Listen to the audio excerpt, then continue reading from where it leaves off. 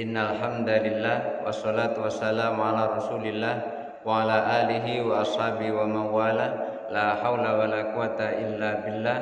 Rabbi shrah li sadri wa yassir li amri wahlul 'uqdatam min lisani yafqahu qawli, amma ba'du. Bapak Ibu jamaah salat subuh Masjid As-Salam, sebelum kita memulai ngaji, mari kita sama-sama memohon kepada Allah Subhanahu wa taala agar senantiasa Allah memberikan kepada kita kesehatan, memberikan kita hidayah, memberikan kita petunjuk dan mengampuni dosa-dosa kita, dosa-dosa orang tua kita. Untuk itu mari kita sama-sama membaca surah Al-Fatihah liridhoillahi ta'ala wa ijabatihi wa ila hadratin Nabil Mustafa Muhammadin sallallahu alaihi wasallam wa kafatil anbiya'i wal mursalin wal awliya'i wa syuhada'i wa salihin wa jamil ulama'il amilin wa jamil mu'minina wal mu'minat wal muslimina wal muslimat min masyarikil ardi ila magharibiha barriha wa bahriha wa li abaina wa ummahatina wa jiddadina wa jaddatina wa ammina wa ammadina wa ikhwanina syai'un lillahi lahumul fatihah. A'udzu billahi minasy syaithanir rajim. Bismillahirrahmanirrahim. Alhamdulillahi rabbil alamin. Arrahmanir rahim. Maliki yaumiddin. Iyyaka na'budu wa iyyaka nasta'in. Ihdinas siratal mustaqim. Siratal ladzina an'amta 'alaihim ghairil maghdubi 'alaihim waladdallin. Amin. Mudah-mudahan dengan Fatihah yang kita baca tadi, Allah Subhanahu wa taala hadiah pahalanya sampai kepada orang tua kita, dan Allah memudahkan urusan mereka di sisi Allah Subhanahu wa taala, dan juga urusan kita di dunia ini yang tentunya nanti suatu saat juga akan menyusul mereka. Amin Allahumma amin. Bapak Ibu hadirin jamaah salat subuh Masjid As-Salam, Masjid As-Salam yang dirahmati Allah. Saya ingin meneruskan pembicaraan kita beberapa minggu yang lalu, 2 minggu yang lalu atau 3 minggu yang lalu. Kemarin saya sampaikan yang pertama, wa ammas salatu subhi fa innaha fa amma salatu subhi fama min mu'minin yusalli subha. Dalam hadisnya itu dikatakan wa amma salatul fajri fama min mu'minin yusalli hadhil fajra. Adapun salat fajar, salat subuh, siapa orang mukmin yang melakukan salat subuh arba'ina yauman bil jamaah, 40 hari lamanya secara jamaah, illa a'tahu bara'ataini, tidak lain Allah akan berikan 2 kebebasan, bara'atun minan nar wa bara'atun minan nifaq, bebas dari api neraka, bebas dari sifat munafik. Kalau kita sholat subuh berjamaah terus menerus selama 40 hari berturut-turut, Allah jamin orang itu dibebaskan oleh Allah dari api neraka, dari sifat munafik. Kalau kita belum bisa ziarah ke makam Rasul, artinya kita belum bisa masuk ke Masjid Nabawi, pahala yang mirip dengan orang yang sholat di Masjid Nabawi 40 waktu. Kalau di sana bukan 40 hari, tapi 40 waktu. 40 waktu itu berarti 8 hari, karena 1 hari itu 5 waktu. Jadi orang yang berziarah di makam Rasul, artinya orang itu sholat di Masjid Nabawi 40 waktu, maka pahalanya sama dengan kita ini sholat 40 hari lamanya sholat subuh berturut-turut. Jadi kalau belum sempat kita ke sana, belum Allah beri kesempatan kita memasuki Masjid Nabawi, karena Rasulullah sampaikan Masjid Nabawi itu orang yang sholat di situ pahalanya 1000 kali dari ketika kita sholat di masjid lain selain Masjidil Haram. Kalau Masjidil Haram itu lebih banyak lagi, 100.000 kali lipat dari kita sholat di sini. Kalau Masjid Nabawi 1000 kali lipat dari kita sholat di sini, artinya lebih banyak lagi. Kalau kita belum sempat ke sana, baiknya kita sholat subuh 40 hari lamanya, maka Allah akan jamin kita dengan kebebasan dari api neraka dan juga sifat-sifat munafik. Kemudian kemarin juga sudah saya sampaikan, wa amma sholatu dhuhri, sesudah subuh kan zuhur, wa amma sholatu dhuhri fa innaha sa'atun tas'aru fiha jahannam. Salat zuhur itu adalah salat di mana pada saat itu sedang dinyalakan api neraka jahanam. Fama min mu'minin yusalli hadhihi shalah, siapa orang mukmin yang melakukan salat zuhur ini, illa harramallahu alaihi lafahatu jahannam yaumal qiyamah, tidak lain Allah akan haramkan tersentuh uap api neraka jahanam di hari kiamat nanti. Uapnya saja tidak boleh menyentuh kita, apalagi apinya. Itu salat zuhur yang kita lakukan. Selanjutnya kita akan bahas tentang sholat asar. Wa amma sholatul asri, adapun sholat asar, fa innaha sa'atun, pada saat asar itu adalah saat akala Adam minasyajarah, saat Nabi Adam digiring oleh setan, digiring oleh iblis melakukan dosa, yaitu memakan buah yang kita kenal dengan buah khuldi. Buah khuldi itu wallahu alam bentuknya seperti apa. Yang jelas itu yang dilarang oleh Allah. Allah kan menyampaikan kepada Nabi Adam sama Hawa, kedua-duanya. Itu kan Allah sampaikan, wala taqraba hadhihi syajarata fatakuna minadh-dhalimin. Adam, Hawa, kalian berdua jangan dekati pohon ini. Kalau kau dekati pohon ini, maka kalian berdua termasuk orang yang zalim. Itu yang dilarang oleh Allah. Cuma wallahu a'lam buah khuldi itu seperti apa, saya juga belum tahu, enggak tahu. Ada ibu yang sudah tahu buah khuldi? Enggak tahu juga ya, bapak-bapak mungkin juga belum tahu. Ada tafsiran lain yang dimaksud buah khuldi sini adalah buah kiasan, Bapak. Bukan buah yang sebenarnya. Ada yang menafsirkan seperti itu. Buah kiasan itu buah seperti apa? Buah yang dimiliki khusus laki-laki. Artinya pohon kiasan kan wala taqraba hadhihi syajarata, jangan engkau dekati pohon ini. Pohon yang dimaksud itu adalah pohon kiasan. Pohon yang khusus dimiliki oleh kaum laki-laki. Ibu-ibu enggak punya pohon, tapi yang punya cuman bapak. Nah, nanti sampai di rumah boleh ditanya, Pak, mana pohon yang dibilang sama Pak Ustadz tuh? Boleh ditanya nanti sama suaminya, yang masih ada suaminya. Yang tidak ada jangan nyari-nyari, nanti malah salah. Bapak Ibu hadirin yang dirahmati Allah. Pada saat asar itu saat Nabi Adam dijerumuskan oleh setan. Karena memang ketika Nabi Adam itu diturunkan oleh Allah ke surga, itu di sana sudah mendominasi seluruh penduduk yang ada di surga itu. Sehingga setan yang tadinya atau iblis yang tadinya itu berkuasa di situ diharuskan menurut perda yang ada di sana. Ini perda yang ada di surga. Itu diharuskan untuk sujud kepada Adam. Sementara mereka pernah berkuasa beribu-ribu tahun, maka mereka tidak mau.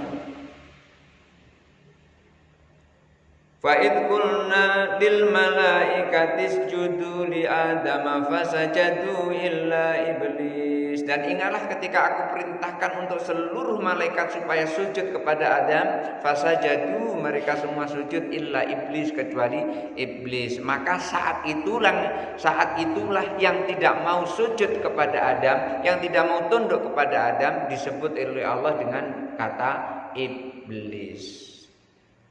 Aba wastakbara wa kana minal kafirin. Iblis itu sombong, iblis itu enggan disuruh untuk sujud kepada Adam, maka dikasih label oleh Allah sombong. Sebetulnya Bapak, dosa iblis itu cuma satu.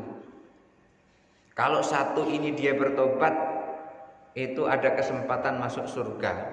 Kita ngomong kayak gini, iblis tahu, cuma dia senyum-senyum aja dia. Senyum-senyum aja dia. Dosa dia apa? Cuma satu. Apa itu? Sombong. Itu dosa dia itu. Maka kita nggak boleh sombong. Kalau kita sombong berarti kita ngikuti iblis. Disuruh untuk sujud kepada Adam tidak mau.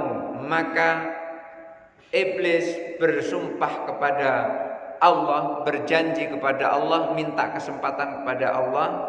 Karena iblis tidak mau sujud kepada Adam, maka iblis pun dikeluarkan dari surga. Ketika dikeluarkan dari surga, iblis berjanji kepada Allah, iblis minta kesempatan kepada Allah untuk mengajak anak turun Nabi Adam termasuk kita semua ini agar sama-sama masuk dengannya ke dalam neraka Allah. Ustaz, iblis kan dibuat dari api, neraka kan juga dari api. Jadi gimana api menyiksa api? Apa nanti akan sakit? Ketika ada orang bertanya gitu, ada seorang ustadz itu menampar orang yang bertanya, pak gitu. Ustadz sakit ya, sakit. Ini apa ini? Kulit. Yang aku tampar apa? Kulit. Kulit ketemu kulit juga sakit. Ternyata kulit ketemu kulit juga sakit. Kemudian ada kiai yang mengibaratkan begini. Manusia dibuat dari apa? Manusia dibuat dari tanah. Kemudian diambil tanah. Begitu tanah itu disaburkan itu. Dilemparkan ke mukanya sehingga mengenai mata. Sakit. Kamu dibuat dari apa? Tanah. Ini apa? Tanah. Ternyata tanah ketemu tanah juga sakit. Jadi tidak seperti yang kita bayangkan. Loh, api ketemu api kan rukun, bukan begitu. Tapi ini adalah siksaan Allah Subhanahu wa taala.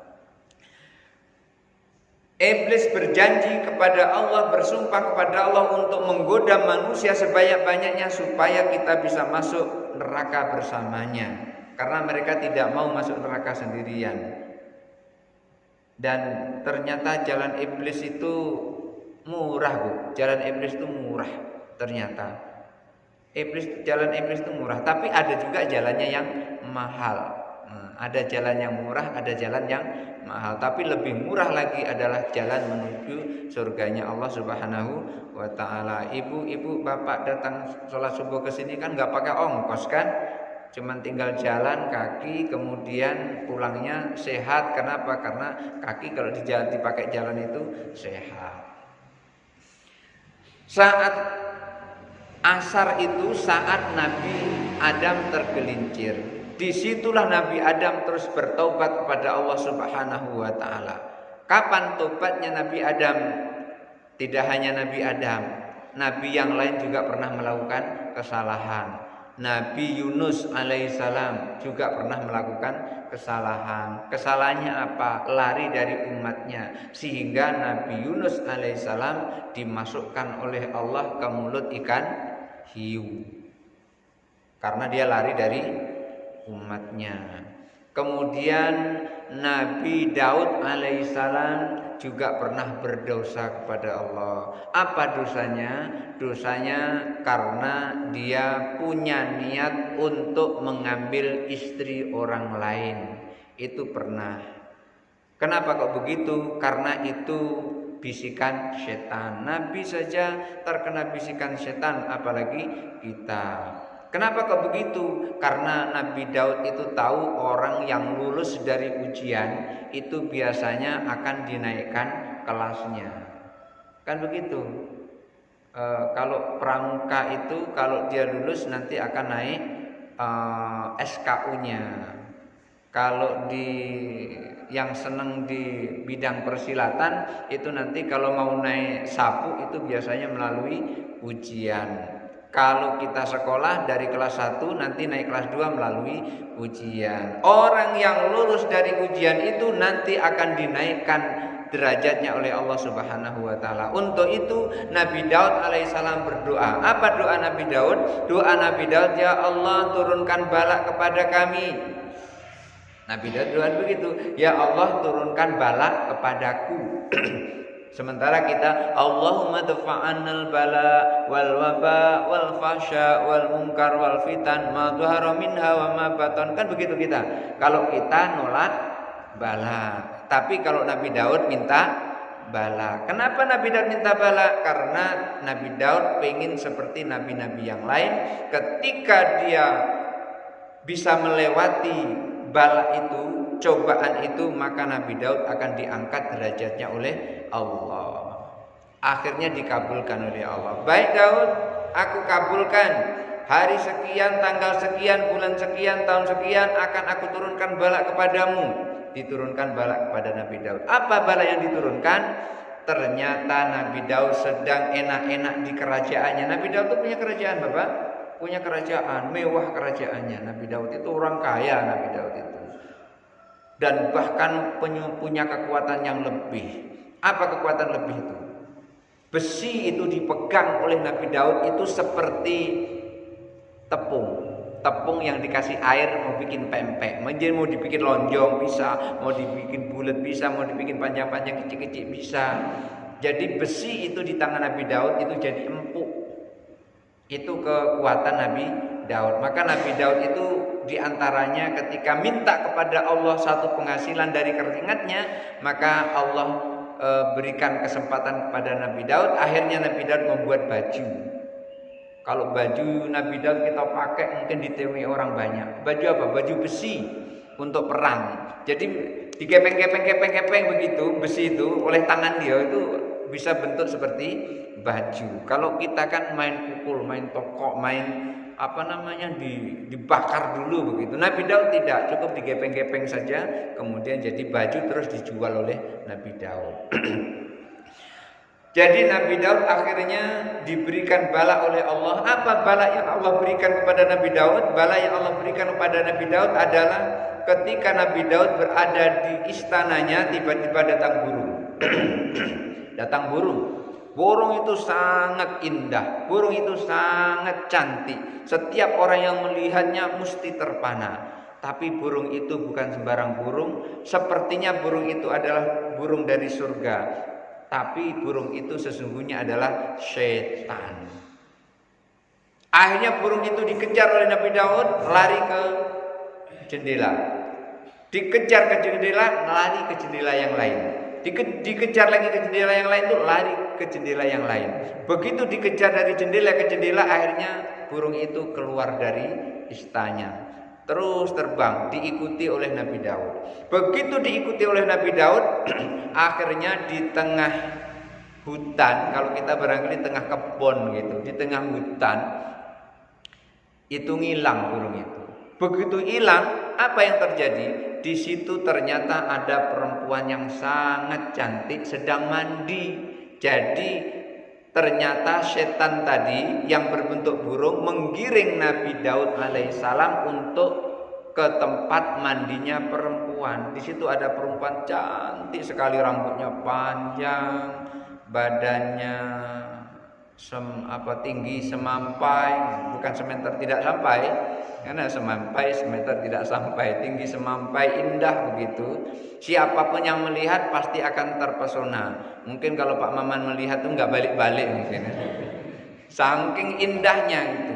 Tapi ini adalah seorang perempuan yang solehah, perempuan yang sangat dekat kepada Allah, sangat taat kepada suaminya. Ternyata perempuan itu sudah punya suami. Begitu merasa diperhatikan oleh laki-laki, maka perempuan tadi langsung menutup dirinya, menutup auratnya dengan rambutnya. Jadi rambutnya ini yang panjang tadi sebagian dilempar ke depan sehingga menutupi bagian depan, sebagian menutupi ke belakang, sebagian menutupi ke samping. Jadi tinggal hitam aja ngelilingi tubuhnya itu, enggak kelihatan apa-apa lagi, tertutup auratnya dengan rambutnya tadi. Itu keuntungan kalau punya rambut panjang. Rambutnya itu sampai di bawah lutut saking panjangnya. Jadi begitu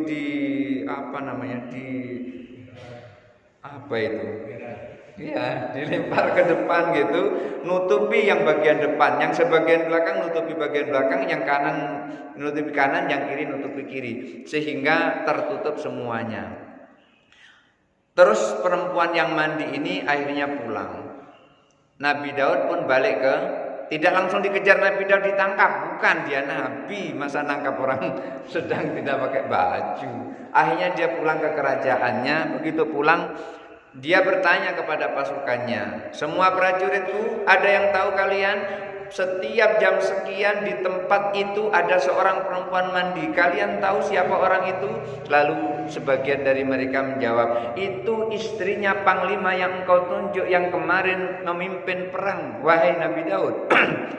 Oh, ternyata dia itu adalah istri dari seorang panglima perang yang ditunjuk oleh Nabi Daud alaihissalam. Akhirnya Nabi Daud berpikir, gimana caranya mendapatkan istri itu? Gimana caranya? Akhirnya dia punya cara. Apa caranya? Panglima yang memiliki istri cantik itu disuruh ikut perang lagi, tapi bukan memimpin pasukan, tapi disuruh memegang bendera.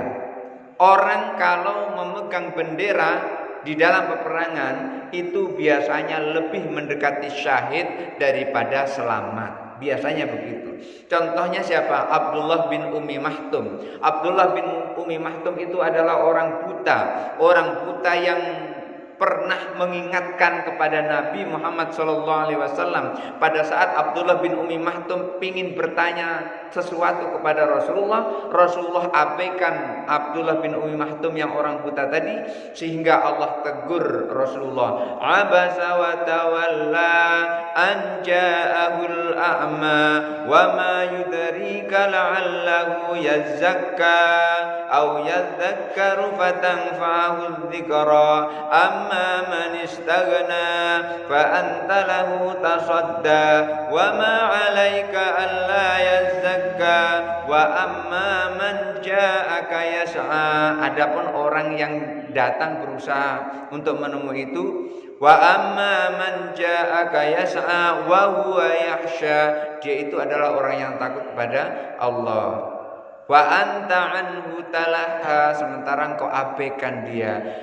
Allah menegur Nabi Muhammad seperti itu. Akhirnya Nabi Muhammad sadar, tamu yang sangat kaya raya dari kerajaan lain yang diharapkan ia bisa masuk Islam, kemudian bisa memasukkan seluruh rakyatnya Islam juga, maka itu ditegur oleh Allah agar tidak mengabaikan Abdullah bin Umi Mahtum. Semenjak itu Rasulullah memuliakan Abdullah bin Umi Mahtum. Ketika Rasulullah keluar dari Madinah, yang mengurusi Madinah adalah Abdullah bin Umi Mahtum.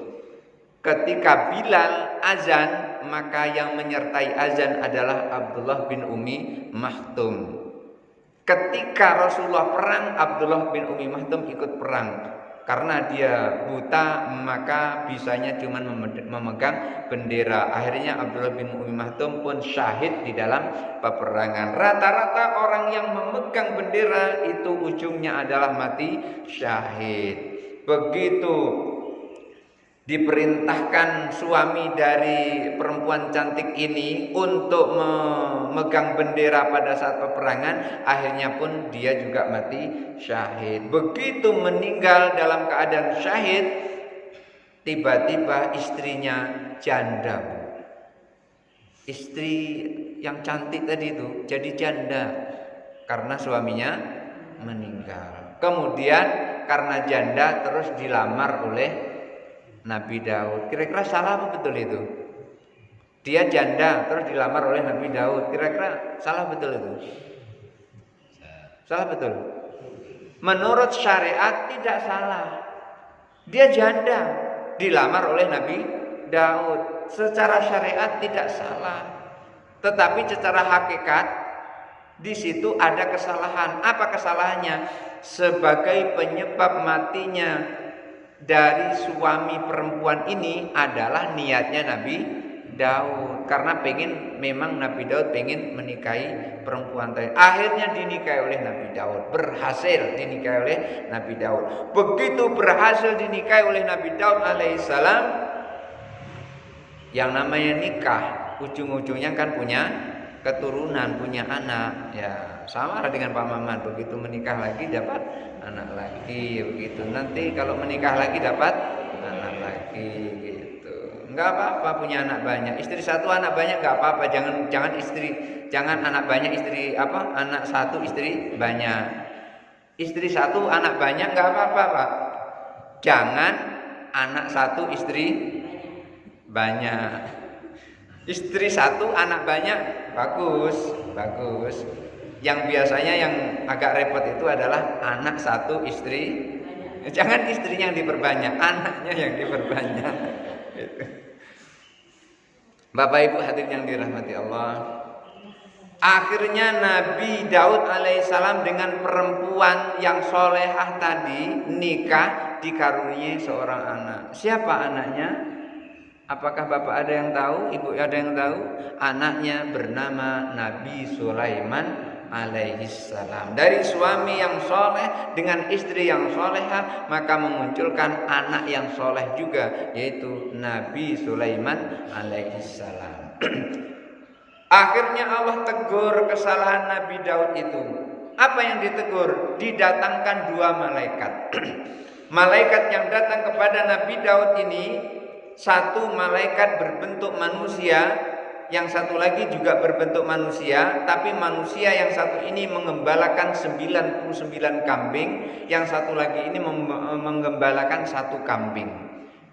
Akhirnya dua malaikat ini datang mengadu kepada Nabi Daud. Wahai Nabi Daud, aku minta keadilan. Keadilan apa yang kamu minta? Aku ini punya satu kambing, dia ini punya 99 kambing. Kok kambingku dirampas oleh dia itu? Aku minta keadilan. Kira-kira boleh nggak kambingku yang satu ini dirampas oleh dia? Ditanya, kamu berapa kambingmu? 99. Kau rampas kambingmu punya orang ini yang satu ini? Iya, aku rampas karena untuk menggenapi 100. Begitu? Iya. Kamu salah. Yang punya 100 merampas kambing yang satu tadi dikatakan oleh Nabi Daud salah. Begitu dikatakan salah, yang punya kambing 100 tadi tersenyum dia ketawa, kayak gitu, tertawa dia. Begitu tertawa dan tertawanya khas seperti itu, langsung nyentuh hatinya Nabi Daud alaihissalam. Langsung Nabi Daud saat itu merasa, ya Allah, istriku sudah 99, kenapa aku mengambil istri prajuritku yang cuma satu? Merasa salah dia. Begitu merasa salah, akhirnya Nabi Daud alaihissalam sujud. Sujudnya minta ampun kepada Allah supaya dosanya diampuni oleh Allah Subhanahu wa ta'ala. Sujud terus, dan dia tidak akan bangun-bangun dari sujud itu sebelum dosanya diampuni oleh Allah. Akhirnya saking lamanya sujud, keningnya ini Bapak Ibu dimakan rayap. Saking lamanya. Kalau kira kita mungkin sudah rubuh kalau kita ini sujud sampai kening dimakan rayap tuh. Saking lamanya. Akhirnya Allah kabulkan permintaan maafnya, taubatnya dikabulkan oleh Allah dengan perintah, baik Nabi Daud, engkau diampuni dosamu dengan syarat temui orang yang engkau zalimi. Akhirnya Nabi Daud alaihissalam pergi ke kuburan orang yang sudah meninggal tadi. Namanya Nabi, Bapak, bisa ngomong dengan orang mati, beda dengan kita.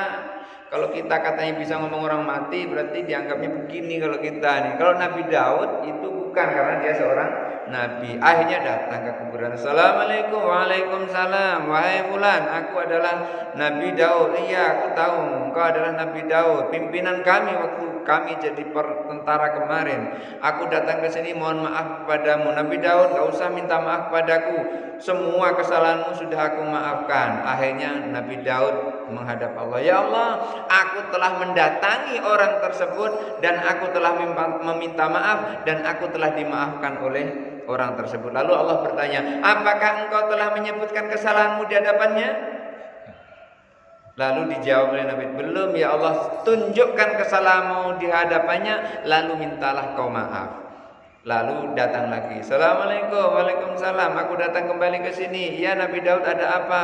Aku meminta maaf. Bukankah kemarin aku maafkan engkau, wahai Nabi Daud? Bukan, aku datang ke sini ingin nunjukkan aku salah apa kepadamu sehingga aku minta maaf.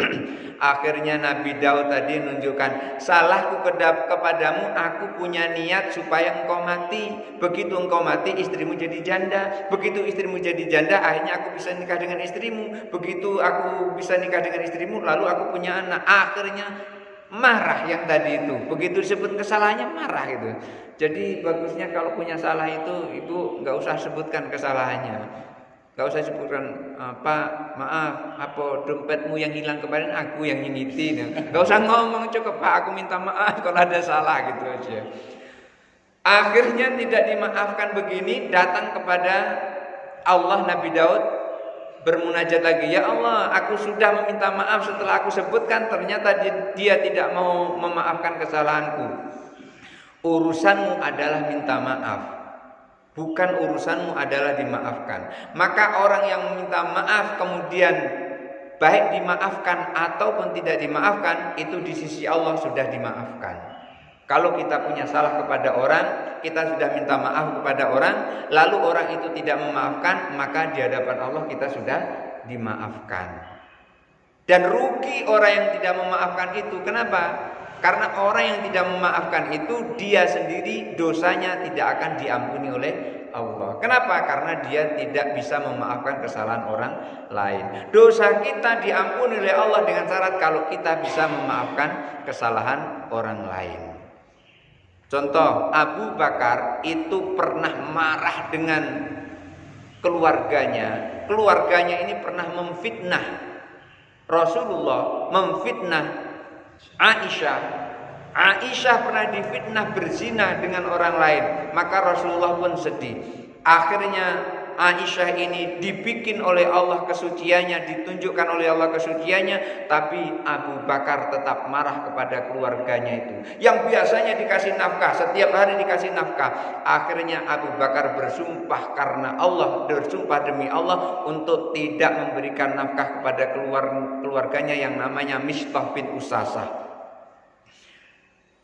Abu Bakar bersumpah untuk tidak memberikan nafkah kepada keluarganya bernama Mistah bin Usasah karena Mistah bin Usasah itu memfitnah Aisyah. Lalu turun ayat di mana ayat itu menyatakan bahwa orang yang bisa memaafkan kesalahan orang lain, maka ampunan Allah akan turun kepadanya. Lalu Abu Bakar sadar, terus memaafkan Mistah bin Usasah. Maka orang yang tidak bisa memaafkan kesalahan orang lain, orang itu dosanya tetap utuh di hadapan Allah, tidak akan diampuni oleh Allah. Malam dia bangun tahajud, sujud, nangis mohon ampun, air mata habis, tinggal air mata darah yang keluar, tidak akan diampuni oleh Allah kalau dia tidak bisa memaafkan kesalahan orang lain. Karena itu Bapak Ibu, kita kalau ada orang minta maaf kepada kita, jangan ditunda-tunda, langsung ucapkan ya aku maafkan. Gak usah pakai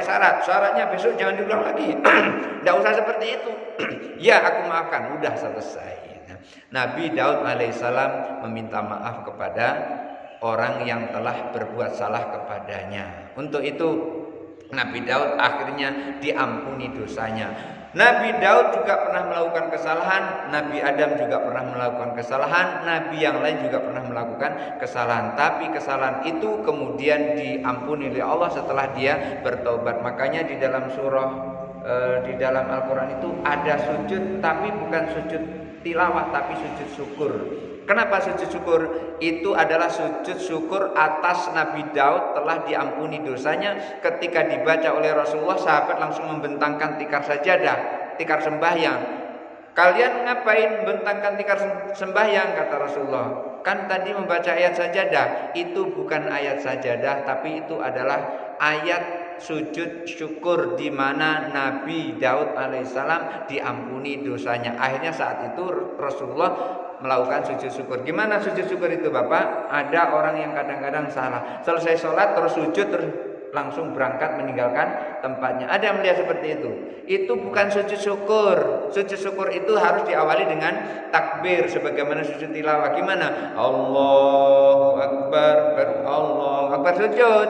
begitu sujud terus takbir lagi, Allahu Akbar, duduk, salam, baru pergi, begitu. Itu namanya sujud syukur atau sujud tilawah. Sujud syukur dengan sujud tilawah caranya sama, hanya saja sujud syukur tidak boleh dilakukan di dalam sholat, tapi kalau sujud tilawah boleh dilakukan di dalam sholat. Kalau nanti ada sholat subuh, pas begitu membaca wasjud waqtarib, tidak rukuk langsung sujud, itu namanya sujud tilawah. Jangan kaget nanti, ini kok salat subuh 3 rakaat. Mulai kapan salat subuh 3 rakaat? Itu bukan 1 rakaat, itu sujud tilawah. Setelah sujud itu tadi langsung Allahu Akbar, berdiri lagi.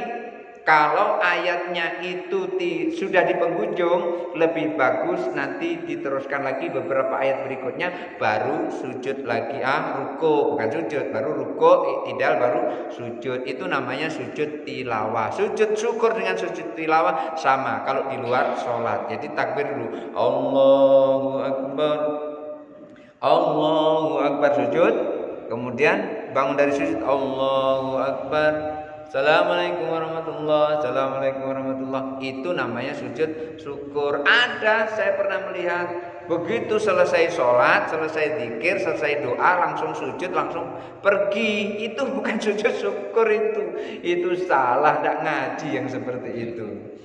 Bapak Ibu hadirin yang dirahmati Allah, Nabi Daud alaihissalam diampuni oleh Allah. Nabi Adam alaihissalam diampuni oleh Allah karena bertaubat. Kapan taubatnya Nabi Adam alaihissalam? Taubatnya Nabi Adam alaihissalam waktunya tidak lama. Nabi Adam kan waktu sholat asar bertaubat kepada Allah. Waktu sholat asar bertaubat, melakukan dosa waktu sholat asar.